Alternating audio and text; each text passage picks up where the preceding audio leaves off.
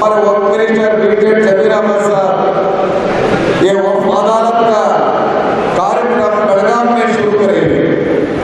बेलगाम के बाद हमें बीदर डिस्ट्रिक्ट कर लिए, उसके बाद धारवाड़, हुबली, हावेरी, उत्तर कन्नड़ा, गदग, इतने डिस्ट्रिक्ट खत्म करके आ जाएंगे। मैं एक ही बात बोलना चाहता हूँ आपको, ये वक्फ अदालत किस वजह से कर रहे हैं ये पहले समझना है।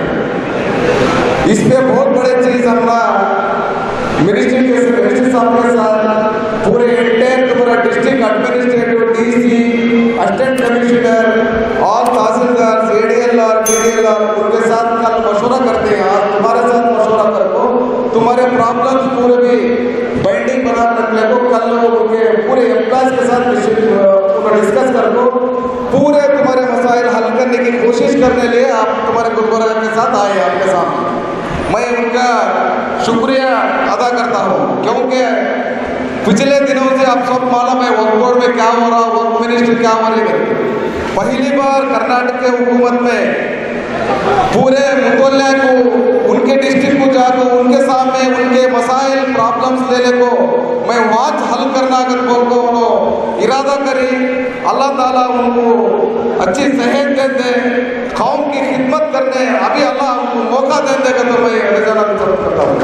उसके साथ साथ मैं ये वक्फ अदालत होने के बाद पिछले 4-5 डिस्ट्रिक्ट में हमें करीना इसमें मेन खाता अपडेशन रेवेन्यू डिपार्टमेंट में और सीएमसी में, अर्बन डेवलपमेंट में और तुम्हारे तहसीलदार ऑफिस में, एसी ऑफिस में कितने खाता पेंडिंग है और फ्लैग ऑफ में कितने पेंडिंग है, ये आज तुम्हारे साथ पूरी लिस्ट लेने को कल कंसर्ट ऑफिसर के साथ उन्होंने बैठ को डिस्कस करके उनके साथ मीटिंग करको तुम्हारे पूरे भी गुलबर्गा डिस्ट्रिक्ट में, यादगिरी डिस्ट्रिक्ट में कितने मसाइल पेंडिंग है खाता अपडेशन के हर डिपार्टमेंट के भी, सीएमसी हो, अर्बन डेवलपमेंट हो, रेवेन्यू हो, आरडीपीआर डिपार्टमेंट में बहुत सारे पेंडिंग है।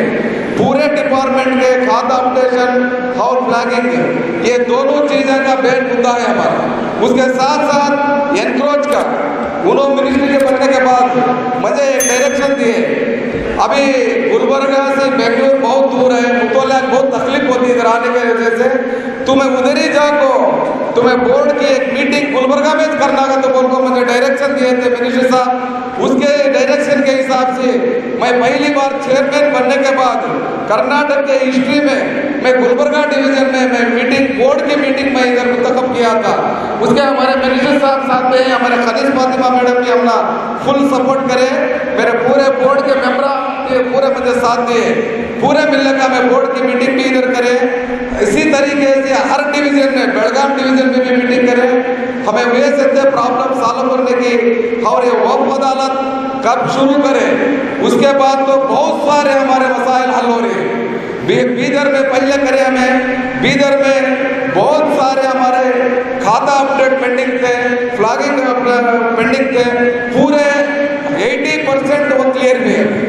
इसलिए गुलबर्गा डिवीजन में मैं बहुत अच्छा एक वक्फ अदालत कर को वहाँ के जो खाता पेंडिंग है, क्या क्या कौन से ऑफिस में कितने हमारे वक्फ के मसाइल पेंडिंग है, वो पूरे भी हमें क्लियर करना का तो हमारे मिनिस्टर साहब बहुत बड़ा उन्होंने एक कदम आगे रखे हैं। उनका हमें पूरे भी मिलने को पूरे मुतल्लिया हमें बोर्ड वाले साहब उनके साथ हैं, उन्होंने क्या भी करेंगे अच्छा काम करते हैं तो मैं ये तुम्हारे तरफ से उनको मुबारकबाद देता हूँ। और एक साल में चेयरमैन होने के बाद बहुत सारे वक्फ बोर्ड में चेंजेस लाए। देखो पहली बार हिजाब का मसला आया पूरे स्टेट में, आप लोगों को मालूम है। कलबुर्गी में पहली कैबिनेट मीटिंग कर को, जिस कैबिनेट मीटिंग में 15 डिस्ट्रिक्ट के ये वुमेन्स कॉलेज हमारे लेडीज को अलग कॉलेज वुमेन्स कॉलेज गवर्नमेंट से सैंक्शन करे हुए तमाम लोगों के तरफ से मैं उनको शुक्रिया अदा करता हूँ। इसके साथ साथ हमारे गरीब लोग आए, पूरे हर खेड़े में से रात को तबीयत बिगड़ गई तो एम्बुलेंस की बहुत उसमें हमना मुश्किल होता है को उनके खुद के जीडीपी अमाउंट से 15 करोड़ रुपए हमना वो बोर्ड को पैसे देखो, हर डिस्ट्रिक्ट को एक 30 पर 8 लाख रुपए की एक एम्बुलेंस का तो मामूली एम्बुलेंस नहीं, एम्बुलेंस सब सारे तुम्हें देख रहे हैं ये स्पेशल एम्बुलेंस विद ICU और वेंटिलेटर के साथ तुम्हें 500 किलोमीटर भी हमारे एम्बुलेंस में पेशेंट को ले सक जाते हैं। इसी इतना अच्छा अपना मौका बना को दिए हमारे मेजर जमीर अहमद साहब और तमाम लोगों की तरफ से मैं उनका शुक्रिया अदा करता हूँ। उसके साथ साथ हमारे बाहर 2 दिन 3 दिन को तो हमारे घर में मौत हुई, तो ये डेड बॉडी रखने के लिए हमें फ्रीजर को दूसरे को हॉस्पिटल में जाती, हॉस्पिटल से ले लेकर रख लेते। ये तकलीफ होना नहीं मेरी आवाम को वो खुद उनके PDP अमाउंट से पूरे ताल्लुक को हेडक्वार्टर को 270 फ्रीजर उन्होंने परचेज करके रेडी रखी है। अभी 4-5 दिन के अंदर पूरे तुम्हारे ताल्लुक के एक फ्रीजर भी उन्होंने देने का इंतजाम किए हैं। इसलिए भी मैं तमाम लोगों की तरफ से मैं उनको शुक्रिया अदा करता हूँ। जैसे ये वक्फ अदालत मैं इम्पोर्टेंट ज्यादा बात करना नहीं चाहता हूँ। वक्फ अदालत में कितने हमारा फायदा हो रही, इसमें इम्पोर्टेंट डिप्टी कमिश्नर और असिस्टेंट कमिश्नर ADLR DDLR कल आपके साथ आज मीटिंग कर को कल पूरे डिस्ट्रिक्ट ऑफिसर के साथ हमारे जमीर अहमद साहब की सदारत में मीटिंग चलती। जो भी कितने तुम्हारे गुलबर्गा डिस्ट्रिक्ट के और यादगिरी डिस्ट्रिक्ट के कितने मसाले हैं उनके वो पूरे भी हल कर दी। हमारी उनके ऊपर उम्मीद है, क्योंकि अभी पिछले दिनों में हर डिस्ट्रिक्ट में भी हमारे 8 डिस्ट्रिक्ट में अब वक्फ अदालत कंप्लीट किए हुए, उसमें पूरे हमारे हल वक्त के जो मसाइल पेंडिंग थे वो पूरे भी हल हुए, 80% पूरे हल हो गए। गुलबर्गा और यादगिरी में हमें कल मीटिंग करके ऑफिसर के साथ पूरे भी हमारे मसाइल हल होती है, मैं उम्मीद रखते हुए पहले तो आपका तमाम लोगों का शुक्रिया अदा करती हूँ, खासकर जमीर अहमद साहब का, जिन्होंने ये हमारी गवर्नमेंट आने के बाद वक्फ अदालत रखकर सबके ग्रीवेंसेस सुन रहे हैं और उसको हल कर रहे हैं। मैं तहे दिल से उनका शुक्रिया अदा करती हूँ और दुआ हूँ कि अल्लाह ताला आपको और तरक्की दे और हमारे काम और ज़्यादा काम करें आप हमारे। और मुझे आप लोगों से यही कहना है कि 2 दिन जमीर साहब यहाँ पर हैं, आप लोग के मसाइल सुनने के लिए आए हैं। आप लोग इत्मीनान से बैठकर अपने मसाइल बताइए और वो सुनकर इंशाअल्लाह ताला आपके तमाम मसाइल हल करेंगे। और मैं हुनरवाज साहब का भी शुक्रिया अदा करती हूँ और तमाम मुतवल्लियों को मुबारकबाद देती हूँ जिन्होंने हमें वोट देकर कामयाब बनाया और आज वो अच्छे काम कर रहे हैं। मैं जो भी काम दी हूँ उनको बराबर सुनकर और काम बराबर करते हैं और तमाम लोगों के जिसके भी काम हैं, जब से आप चेयरमैन बने हैं काफ़ी काम हो रहे हैं।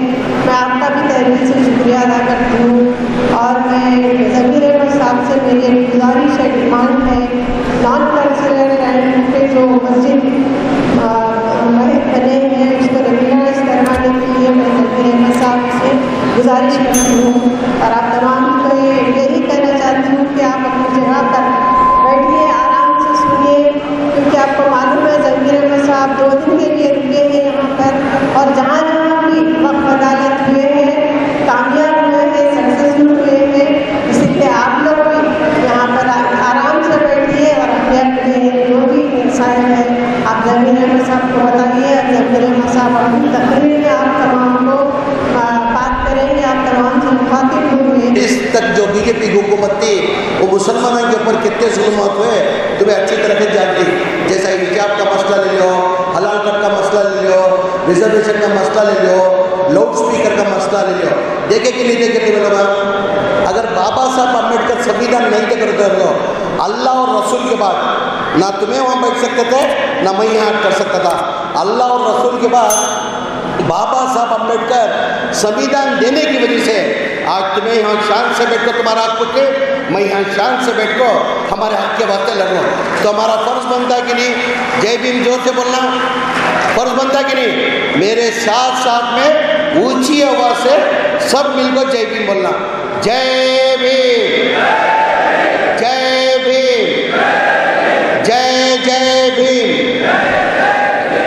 ये वक्फ अदालत क्यों रखा गया है, किस वजह से रखा गया है, इससे पहले भी बोला कि मेरे तकरीर के अंदर मैं खुलासे से बताता हूँ करके। जैसे अल्लाह मियाँ ने मेरे को मौका बन के मिनिस्ट्री बनाया, तो वक्फ बोर्ड का जब अल्लाह मियाँ मेरे को मौका दिया तो पहली बार हमने क्या किया, वफ़ अदालत हमने बेलगाम के अंदर रखा था। मैं और चेयरमैन साहब अनवर साहब ने मिल के वफ़ अदालत बेलगाम के अंदर रखा था। उसके अंदर 70% मसले हल होने की वजह से हमने दूसरी वफ़ अदालत ಪೊಲೀಸ್ ಅವರೇ ಬಿಟ್ಬಿಟ್ರಪ್ಪ ಅವರು ಪಾಡಿಗೆ ಅವ್ರು ಇರ್ತಾರೆ, ನೀವು ಬಂದ್ಬಿಡಿ ಸರ್, ದಯಮಾಡಿ ಬಂದ್ಬಿಡಿ। पहली उसके बाद दूसरी वफ़ अदालत हमने बीदर के अंदर रखा था, यानी 2-2.5 महीने पहले आप लोग अच्छी तरह से जानते हैं, गुलबर्गा से होते हुए मैं बीदर गया था। बीदर के अंदर वफ़ अदालत रखा गया था। बीदर के अंदर जब वफ़ अदालत रखा गया था, जैसे अनाउंसमेंट हमने वफ़ अदालत का किया, उधर हमने वफ़ अदालत कुछ 22 तारीख को वफ़ अदालत रखा था। जैसे 10 साल से हमारे खाते नहीं हुए थे, जैसा हमने वफ़ अदालत रखा उसी दिन रेवेन्यू डिपार्टमेंट वाले 60% खाते बना को इमीडिएट हमने हैंड ओवर कर दिले, यानी वफ़ अदालत का दिन 67 खाते हमने दिए। दूसरे दिन क्या करते, वफ़ अदालत करने के बाद हम क्या करते, कंसल्ट पूरे डिपार्टमेंट की मीटिंग लेते, जैसे तहसीलदार, AC, RDPR, म्यूनसिपालिटी कमिश्नर, तमाम ऑफिसर्स की हमें नेक्स्ट डे मीटिंग करती, जो मसले मसाले हैं वो बताने के लिए। जैसा हमें BCs की मीटिंग गए उस दिन इमीडिएट 70% म्यूनसिपालिटी वाले खाते बना को उन्हें इमीडिएट दिए, यानी 10 साल से जो नहीं हुए थे। और इंक्रोचमेंट जो है हमारे 11 इंक्रोचमेंट हुए थे बीदर के अंदर। जैसा हमें वफ़ अदालत करने के बाद 11 के अंदर 4 इंक्रोचमेंट खाली करके हमारे वफ़ के हवाले उन्होंने कर दले, यानी अभी आसाद बाकी इंशाल्लाह उन्होंने 1 महीने का टाइम लेको 1 महीने के अंदर करती कर को बोल कोई। ये वफ़ अदालत करने का मकसद क्या है, वफ़ कई को करिए हमें, ये तुम्हें जैसा अर्जियाँ दे कोई, अब जैसा कि तुम्हें अर्जियाँ दे कोई, अब तुम्हें टोटल 360 अर्जियाँ गुलबर्गा इसको वाले दे कोई टोटल म्हणजे अप्लिकेशन कोई सो गुलबर्गा के 360 अर्जियाँ कोई, उसके अंदर 100 एनकरेजमेंट सर्वे खाते नहीं हो को देखो, कहते 100 एनकरेजमेंट हो कोई, खाते नहीं हो कोई, सर्वे करने के 100 देखो। खबरस्ताना का प्रपोजल जो है 55 जगह का प्रपोजल खबरस्ताना का देखो, उसके अंदर अदर 200 चिल्लर जो है वो अलग मुतलिस है, कमेटी बनो, ग्रांट देना करके बोल को अलग प्रपोजल है। अब इसका एक गुलबर्गा का यादगिरी डिस्ट्रिक्ट का को 80% अर्जियाँ देखो, 80% तुमने टोकना देखो, उसके अंदर 30% जो है एनकरेजमेंट सर्वे खाते होने के वास्ते 30% का देखो, 30% जो है प्रपोजल खबरस्ताना के वास्ते प्रपोज करी कर को 30% खबरस्ताना दी, अदर छोटे मसले वो जैसे कमेटी नहीं है ग्रांट होना कर को अलग वो 11 जने वो देखो ही। अब जितने भी तुम्हें अर्जेंट टोकना देखो ही, हमें ये नहीं कि तुम्हारे टोकना ले को हमें डस्टबिन में डाल को जाते को सामान क्या करते हमें कंसल्ट डिपार्टमेंट की तमाम की मीटिंग बुलाती, जैसे DC रहता, उसके अंदर AC रहता, तहसीलदार रहता, RDPR के रहती, म्यूनसिपालिटी की रहती, तमाम कंसल्ट डिपार्टमेंट के पूरे ऑफिसर सब रहती है, उनको हमें डायरेक्शन देती, भाई अर्जिया तुम्हारे इतने अप्लीकेशन आपको इतने अर्जिया इतने खाते हो नगर को, उनको 1 महीने का हमने बोला डेडलाइन देते, उनको 1 महीने के अंदर हमने हमारे खाते अपडेट करा को देना। अब हमें टोटल वफ़ अदालत करने के बाद हमें जो धारवाल इसके अंदर हमें फर्स्ट में बोला बीदर के अंदर 1 महीना जब टाइम लिए है, 1 महीने टाइम के अंदर टोटल 130/6 एडिशनल खाते बना को हमने दिए, कहते 130/6 फ्लैग ऑफ जो खाते होते से फ्लैग ऑफ करना, फ्लैगिंग करना करते थे, 130 फ्लैगिंग कर को देखो। हुबली धारवाड़ के अंदर हमें वफ़ अदालत करने के बाद 130 10 साल से नहीं हुआ था, सो ये यानी 10-15 साल से जो पेंडिंग था, सो 130/6 खाते हुबली और धारवाड़ वाले खाते हमने ऑलरेडी हैंड ओवर कर दले, 107 फ्लैगिंग कर को 107 देखो। कारवार के अंदर 60% खाते बना कोई 40 से फ्लैगिंग कर को देखो। हावेरी के अंदर 120/9 खाते बना को देखो, 60% फ्लैग ऑफ कर कोई। गदग के अंदर 30/9 खाते बना को देखो, 30% फ्लैगिंग ऑफ कर कोई। टोटल हमें वफ़ अदालत करने का शुरू करने के बाद टोटल 10 से 15 साल से जो हमारे खाते पेंडिंग थे, टोटल 507 खाते ऑलरेडी हमने हैंड ओवर कर दली।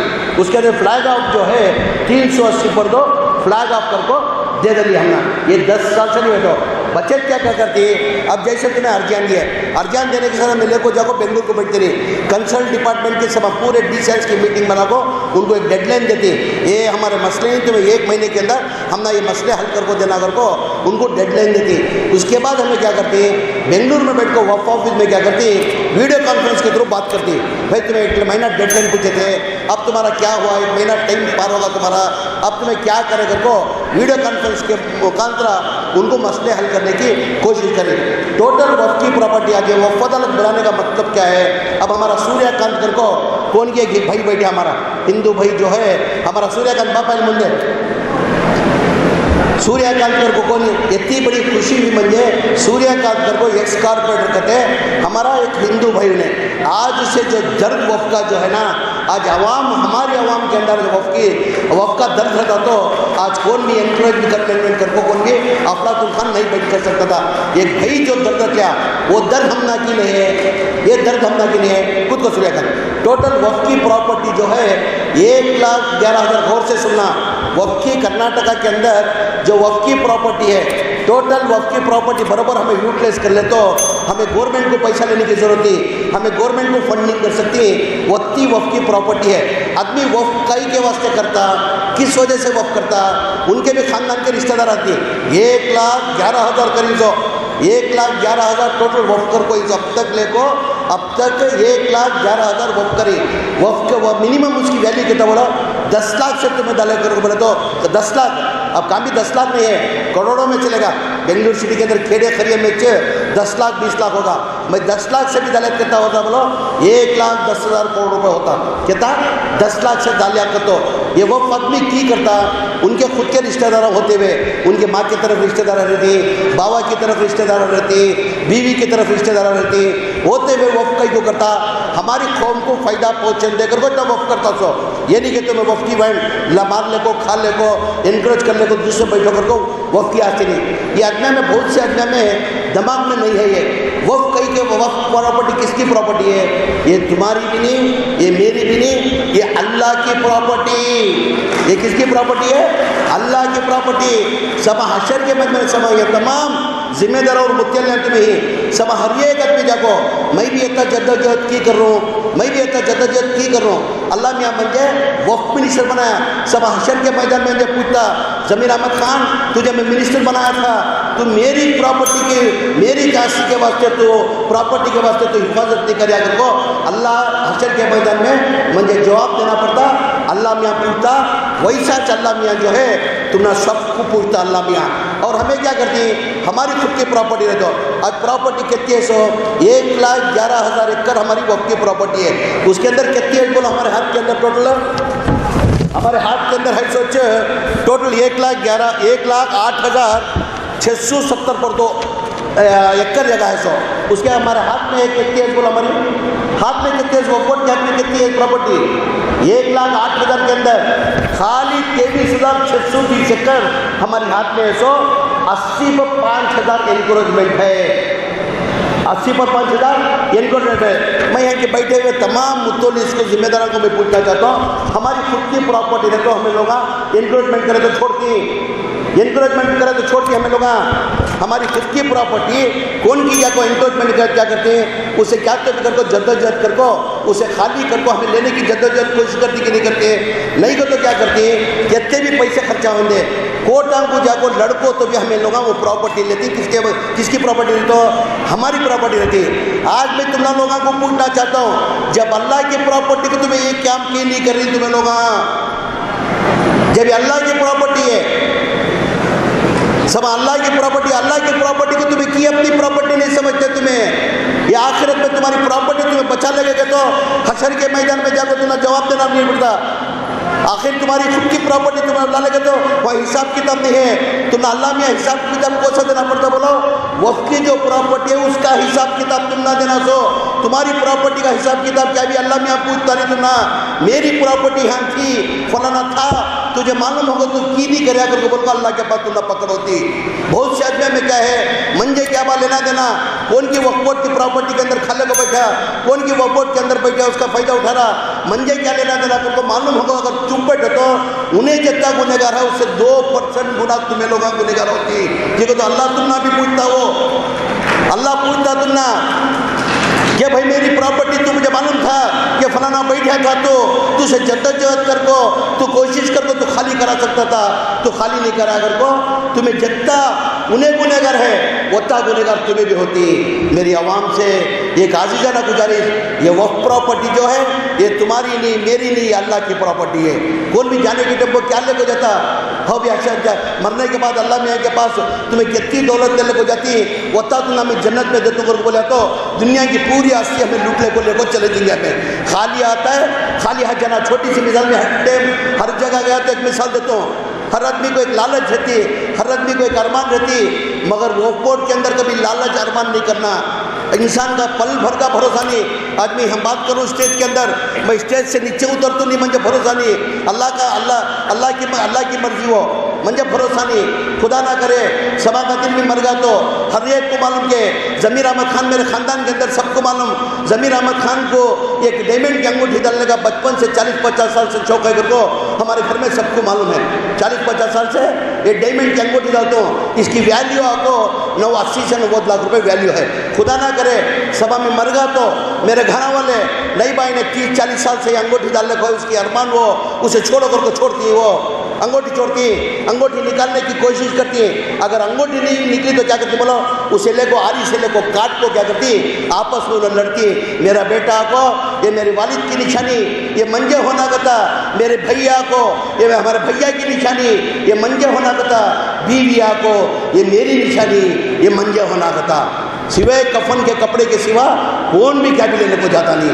अल्लाह के वास्ते मेरी आवाम से एक आजीज़ाना गुजारिश, मेहरबानी कर को ये वक्त इसके पहले छोड़ दो तुम्हें, इसके पहले क्या करे नक्को मंजे। अगर वक्त के अंदर मंजे अल्लाह मियाँ जैसा मौका मंजे दिया, पहली बार जब मिनिस्टर बनाया था मैं 2007 के अंदर, जब मंजे था तजुर्बा नहीं था और चेयरमैन जो है हमारे खालिद साहब कर को थे, चेयरमैन जो है खालिद साहब कर को थे 2013-7 के अंदर।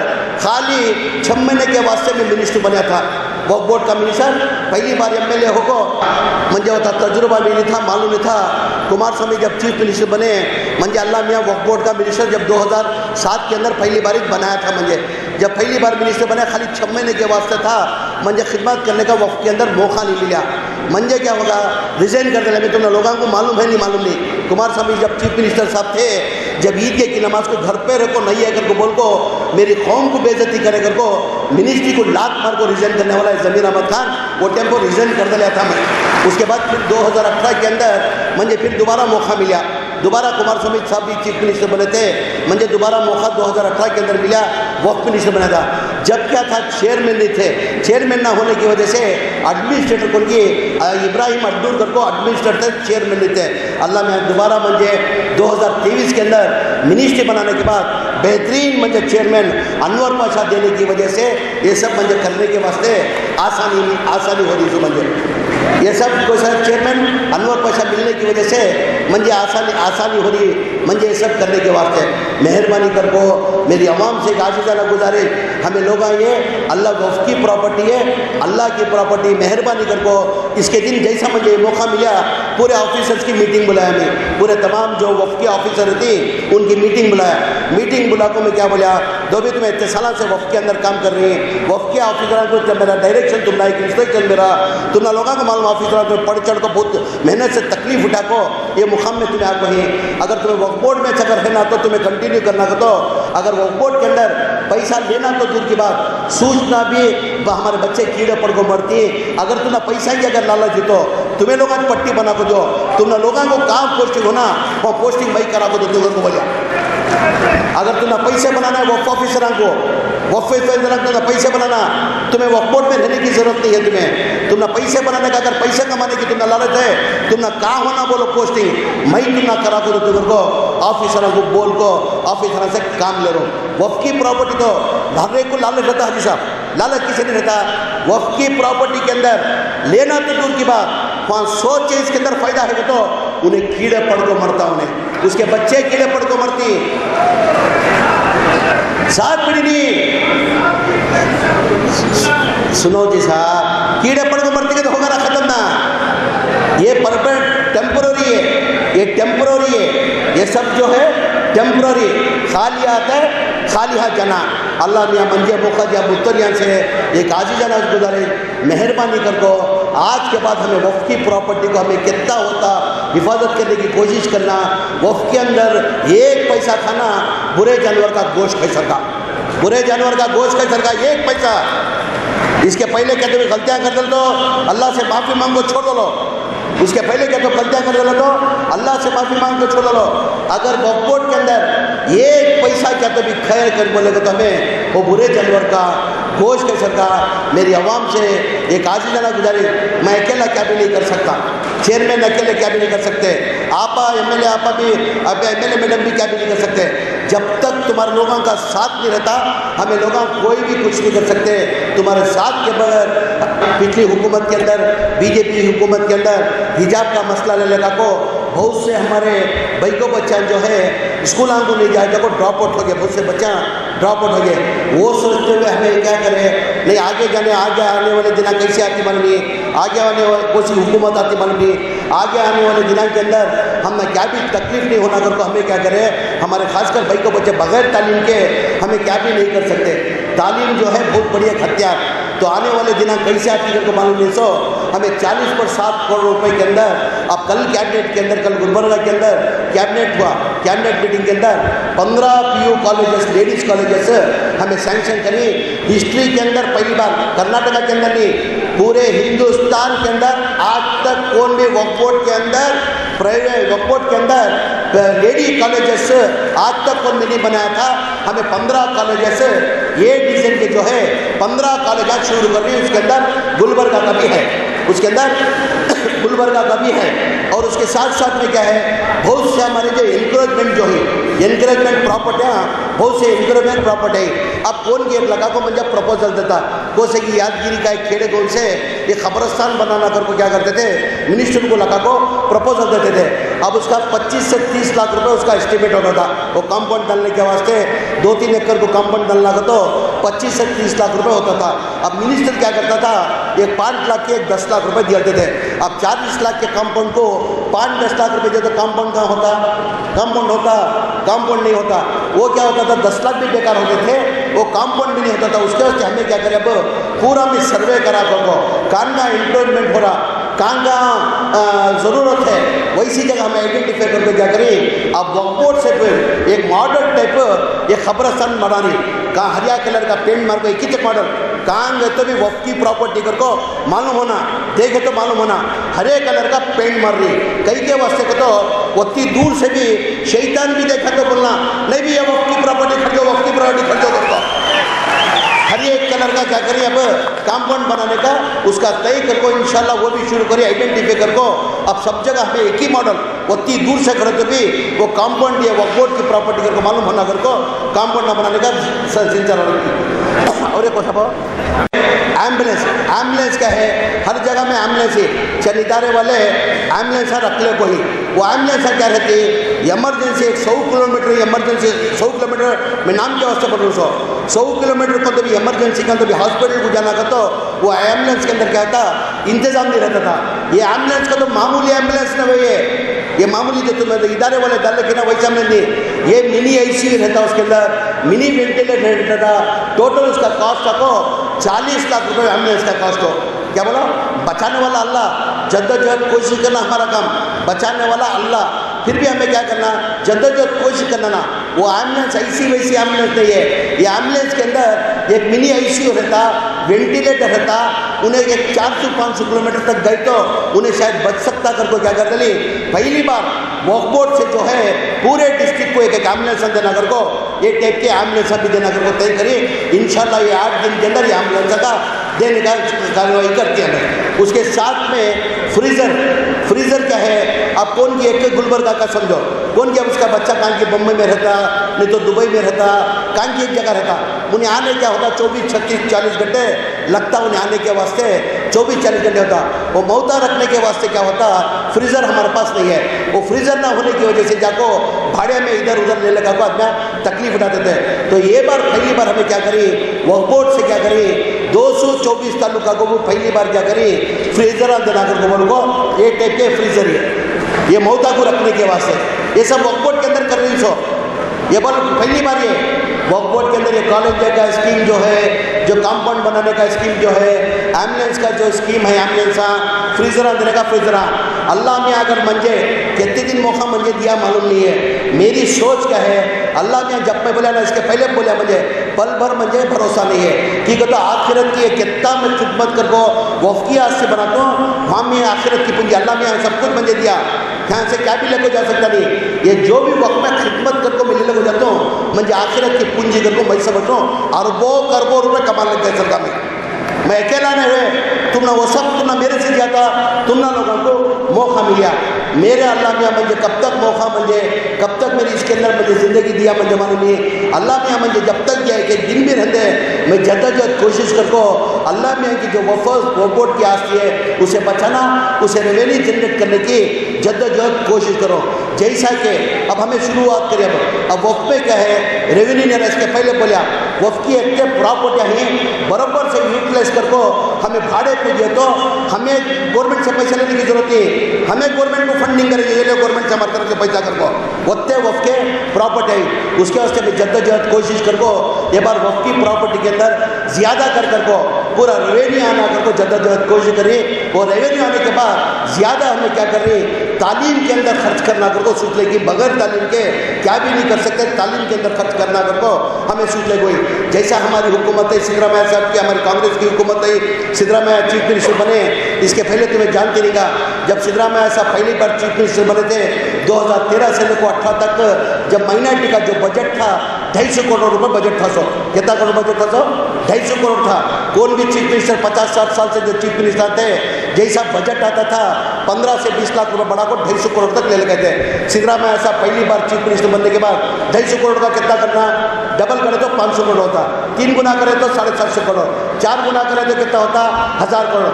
तो मई का लाल सिद्धरामैया हमारे ऊपर, मुसलमानों के ऊपर चाहत रखते हुए कितना करेगा बोलो, 3200 करोड़ रुपये ग्रांट कराया था।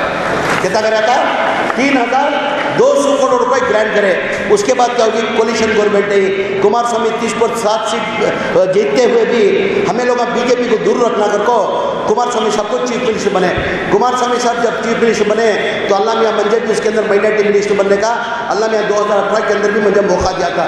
जैसा हमने मालूम पड़ा कुमार स्वामी साहब बजट के अंदर पैसे कम कर रही है, हमें जैसा मालूम पड़ा तो हमें तमाम लीडर मिल को, जहाँ नसीर साहब, हारिस भाई, तनवीर सेठ, तमाम पूरे लीडर मिल को कुमार स्वामी साहब के पास गए। सब हमने बहुत मुश्किल से सिद्धरामैया 3200 करोड़ रुपये ग्रांट देखो है, हमने मालूम पड़ा कि मैं क्या कि ग्रांट कम कर रही कर को, मेहरबानी से हमारा ग्रांट में कम नहीं करना कर को बोल को पूछ लिया। हमें पूछने सुनो क्या बोले, नहीं मैं किसी हालत में ग्रांट नहीं कम करता कर को बोल को तसल्ली दिया था हमने। फिर जैसा बजट हुआ हमारा ग्रांट 3200 करोड़ से कुमार स्वामी 1250 कम कर को 1800 करोड़ को लगा को ठहरा कर लिया। उसके बाद बीजेपी हुकूमत है, बीजेपी हुकूमत के अंदर येडियुरप्पा 2 साल मुख्यमंत्री था, बसवराज बोम्मई 2 साल मुख्यमंत्री था। जो हमारी जो ग्रांट था 3200 करोड़ से कुमार स्वामी 1800 करोड़ को लगा खड़ा करते, बीजेपी ने लगा को 740 करोड़ को ठहरा कर डाले। कितने करोड़ को 700, हमारे जितने भी थे पूरे स्कॉलरशिप कैंसिल कर डाले, पूरे स्कॉलरशिप हमारे कैंसिल कर डाले। जैसा हमारी हुकूमत आने के बाद, जैसा सिद्धरामैया साहब चीफ मिनिस्टर बने, जैसा मिनिस्टर बनने के बाद हमारा सिद्धरामैया साहब जैसा बैठे पहले बजट के अंदर दोबारा हमने 3200 करोड़ रुपए ग्रांट हमने वापस हमारा हमने दिए और सिद्धरामैया साहब वापस करें। मुसलमानों की पॉपुलेशन के हिसाब से उनको में हक देना, आने वाले दिनों के अंदर और ग्रांट बढ़ा को देते को बोल को इंशाल्लाह आने वाला जो फरवरी के अंदर जो बजट आता उसके अंदर मेरे हिसाब से 5000 करोड़ प्रति घर को मंजे उम्मीद है, 5000 करोड़ प्रति घर उम्मीद है। जैसा हमने 3200 करोड़ मिलने के बाद हमें क्या करें, ज़्यादातर अल्लाह मियाँ मंजे जब माइनॉरिटी मिनिस्टर बनाया तो मंजे अल्लाह मियाँ मौका देने के बाद मैं क्या करें ज़्यादा क्या करें, हमें तालीम के ऊपर, बच्चा को तालीम के बगैर क्या भी नहीं कर सकते अगर को तालीम के ऊपर हमें इंटरेस्ट ज़्यादा कर को दिखाए। माइनॉरिटी डिपार्टमेंट 3200 करोड़ के अंदर खाली 1600 करोड़ के अंदर खाली बच्चों को माइनॉरिटी के पढ़ाने के वास्ते, तालीम के वास्ते करको हमें सालाना खर्च करें 1600 करोड़। जैसा कि तुमने मालूम नहीं, 1वीं क्लास से लेकर 8वीं क्लास तक, जब राजू इंदिरा गांधी के पीरियड के अंदर, इंदिरा गांधी के पीरियड के अंदर 1वीं क्लास से लेकर 8वीं क्लास तक स्कॉलरशिप देने आते थे बच्चों को। जो गरीब बच्चे जो पढ़ती उनको स्कॉलरशिप करके देने आते थे। वो 2023 के अंदर क्या करे, बीजेपी वाले ये ज़्यादातर मुसलमानों को इसका फ़ायदा कर रहा कर को वो स्कॉलरशिप रद्द कर डाले। आज तक कोई से स्टेट के अंदर भी जारी नहीं हुआ। पहली बार हमारी कर्नाटका स्टेट के अंदर, पहली बार हमारी कर्नाटका स्टेट के अंदर जो स्कॉलरशिप बीजेपी वाले रद्द करके हमें लोगों जारी कर को कम से कम 80 करोड़ रुपए 4.5 लाख बच्चा लोग को स्कॉलरशिप दिया। मैंने कितने बच्चा को जो बनकर थे स्कॉलरशिप हमें दिए। उसके साथ बहुत से बच्चे क्या होता, MBBS डॉक्टर, आज MBBS डॉक्टर बनने के वास्ते तुमने मालूम, एक डॉक्टर बनना का तो आज एक जाकर मेडिकल की सीट लेना कर बोलेगा तो कम से कम उसका डोनेशन आपको 1 करोड़ रुपए डोनेशन देता। गरीब आदमी कहाँ से जाकर 1 करोड़ रुपए डोनेशन ले लगा था। उन्हें 1 करोड़ रुपए डोनेशन नहीं लेने की वजह से बहुत से बच्चे ड्रॉप आउट होते थे। मेरिट के अंदर सीटा मिलते थे। मेरिट को तो गवर्नमेंट में जो है CET में पास हो तो मेरिट के अंदर सीटा मिलते थे। वो मेरिट के अंदर सीटा मिले तो डोनेशन फ्री उसे वो CB कॉलेज में जो खुलती वो कॉलेज में से मेडिकल डॉक्टर बनने की एक सीट मिलती। मगर उससे क्या रहता, मिनिमम फीस का वो रहता 11.5 लाख रुपए मिनिमम फीस। 5 साल की कितनी फीस, 55 लाख रुपए होता। एक ऑटो चलाने वाला, कूली मजदूरी करने वाला 55 लाख रुपए कहाँ से देने होता उन्हें। 55 लाख ना होने की वजह से क्या होता था, उन्हें ड्रॉप आउट होता था। वैसे मेरे बच्चे ड्रॉप आउट नहीं होना कर को ये बार 23-24 के अंदर 1300 बच्चा को डॉक्टर बना रही है। कितने बच्चा को, 1300 बच्चा को डॉक्टर बना रही है बात। उसके साथ में अबरार बाहर बच्चे पढ़ने जाते हैं। अबरार बाहर पढ़ने जाना करके बोलेगा तो उनको 20 लाख रुपए महीना का, सालाना 10 लाख रुपए फीस। 2 साल का कोर्स हो, 2 साल का तो 20 लाख रुपए फॉरेन एजुकेशन करती हो, बाहर अबरार को जाकर पढ़ती हो। वो बच्चे 20 लाख रुपए नहीं होने की वजह से वो बच्चे ड्रॉप आउट होते थे। वैसे हमारे बच्चे ड्रॉप आउट नहीं होना को ये बार माइनॉरिटी डिपार्टमेंट से वो भी एक स्कॉलरशिप रखो, बहुत से बच्चे जाको अबरार भी पढ़ लेगा। नहीं तुम्हें हज कैम्प देखे नहीं देखे मालूम नहीं, कर्नाटका का बेंगलुरु सिटी का हज कैम्प देखो हिंदू में। बेंगलुरु सिटी का हज कैम्प कितने जने देखो, हाथ उठाओ। बेंगलुरु सिटी का कैसा बेहतरीन हज कैम्प है कि वो मेरे ख्याल से कर्नाटक पूरे हिंदुस्तान के अंदर काम भी वैसा हज कैम्प नहीं है जो कर्नाटका के जैसा हज कैम्प कर्नाटका के अंदर है। वो क्या करते थे, हमें साल में क्या करते, 1 महीना हज कैम्प के वास्ते यूज करते थे। 11 महीने बंद रखते थे, 11 महीने बंद रखते थे उसको। 11 महीने बंद रखो, फिर हज का सीजन आया तो फिर चालू करना था, तो लाखों रुपये उसे खर्च कर को उसे रेडी करना था। वो वजह से जगह बेकार नहीं जाना कर को बोल को ये साल में क्या करें, हमें IAS IPS KS कोचिंग 400 बच्चों को ट्रेनिंग करी। अल्लाह की जात को मुझे भरोसा है ये बार कम से कम 400 बच्चों के अंदर IAS IPS KS कम से कम 50 बच्चे इलेक्ट्रिक को मुझे अल्लाह की जात को भरोसा है। तो तालीम के अंदर हमें ध्यान दें। जैसा हम ये जनरेट करने को हमें इसके अंदर पैसे, बोर्ड के अंदर पैसे, तो मेरी और एक भी सोच है। अब गुलबर्गा के अंदर मेरे ख्याल से गुलबर्गा की आबादी जो है 1 लाख की 1.5 लाख 1,20,000 की मुसलमानों की आबादी है। कितनी हमारी मुसलमान पॉपुलेशन कितनी है तुम्हारी कॉन्स्टिट्यूंसी में, तुम्हारी कॉन्स्टिट्यूंसी में, तुम्हारे कॉन्स्टिट्यूंसी में नहीं आपा की कॉन्स्टिट्यूंसी में मुसलमानों की आबादी कितनी, आपा तुम्हारी कॉन्स्टिट्यूंसी में मुसलमान कितने, 2 लाख मुसलमान 2 लाख है। जिलानी अनवर साहब आपा की कॉन्स्टिट्यूंसी में मुसलमान 1,20,000 2 लाख ही। अच्छा आपा जैसा बोले, अब नॉर्थ तो साउथ कर को आता, आपा साउथ को आती, नॉर्थ को नहीं। आपा किसे, आपा नॉर्थ को आती। आपा की कॉन्स्टिट्यूंसी के अंदर मुसलमानों की आबादी 2 लाख के घर को आपा बोलती, बराबर है। साउथ के अंदर मुसलमानों की आबादी 70-80 हज़ार आबादी, 1 लाख मुसलमानों की आबादी है। साउथ नॉर्थ मिले तो 3 लाख की आबादी है। जैसा कि हमारे आपा की कॉन्स्टिट्यूंसी के अंदर 2 लाख की आबादी करती है। 2 लाख के अंदर 2 लाख भी मुसलमान बेघर नहीं। मेरे हिसाब से क्या करें, एक 10,000 आदमी क्या रहती बेघर रहती। वैसा को मैं क्या करूँ, हर जगह हमारी क्या है, वक्फ की प्रॉपर्टी सब जगह है। काम भी वक्फ की प्रॉपर्टी नहीं है, घर को नहीं है, हर जगह वक्फ की प्रॉपर्टी है। वैसा अगली साल के अंदर में सिद्धरामैया साहब को बात करको मैं क्या करूँ, ताल्लुकवार जैसे आपने बोले आपा की कॉन्स्टिट्यूंसी के अंदर 2 लाख की आबादी के अंदर 2 लाख भी बेघर नहीं, उसके अंदर 10,000 आदमी जो ही बेघर ही, उनको रहने का ठिकाना नहीं है, रहने का इंतजाम ही नहीं है। वैसा को वक्फ बोर्ड से घराम बना को देने की भी इसकी इंशाल्लाह ले लेकर वक्फ बोर्ड से सबको घराम बना को, जो बेघर ही उनको घराम बना को देना, उसे क्या होता, रेवेन्यू भी जनरेट होता। एक घर बनने के वास्ते 10 लाख रुपए होता, एक 10 लाख का घर उसे बन को दे लेते 500 स्क्वायर फीट का, उन्हें क्या करता, एटलीस्ट एक 200-300 रुपये भाड़ा देता के लिए, 200-300 रुपये भाड़ा देता के लिए। वैसा 200-300 रुपये उन्हें भाड़ा दिया तो क्या होता, वक्फ बोर्ड को रेवेन्यू भी जनरेट होती। वैसा भी प्रोग्राम नेक्स्ट इंशाल्लाह में लाने के चक्कर के हो, और उसके साथ में हमें मौजूदा इमाम को दर में देने को आने को ही, मौजूदा इमाम को दर में देने का कोई, बहुत से मौजूदा इमाम को जरा कन्फ्यूजन है, ये साल में ले लेकर था, ये साल में ले लेकर होता। मौजूदा इमाम को जो है उनको जो वक्फ बोर्ड से जो हमें दर में दे रही, वैसे मौजूदा इमाम को हमें उनको घराम बना को देना कर बोल को एक डिसाइड करे थे।